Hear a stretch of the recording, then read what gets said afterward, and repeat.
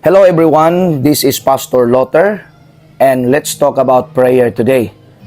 And my best example is playing basketball and those two teams are praying.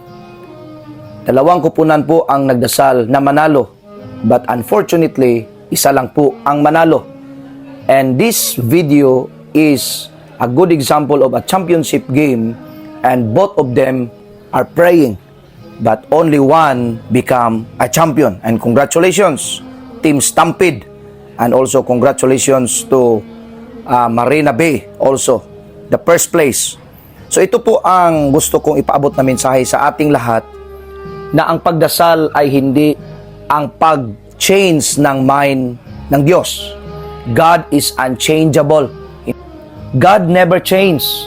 In fact, when Jesus teach His disciples to pray, you must pray like this: Our Father who art in heaven, hallowed be your name. Your kingdom come, your will be done on earth as it is in heaven. Not our will. When we pray, it's not about our will to be done, but His will to be done. Kasi kadalasan ng mga Kristiyano na hindi alam yung totoong definition ng prayer in the Bible, nagpray sila na ipagpilitan nila ang gusto nila sa Diyos.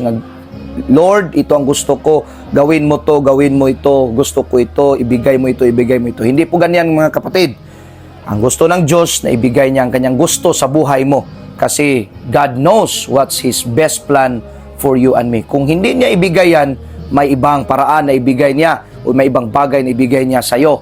Kasi minsan pag hindi niya ibigay isang bagay, may gusto siyang protektahan kaniya. Protektahan tayo ng Diyos sa lahat ng mga harm sa ating buhay.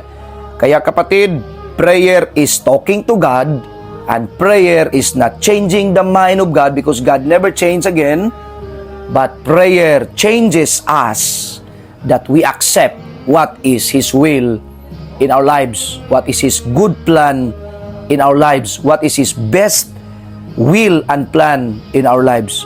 Kailangan nating matanggap kung ano ang gusto ng Diyos sa ating buhay, hindi yung gusto natin na gawin ng Diyos sa ating buhay. God bless, and this is Pastor Lotter. Good morning.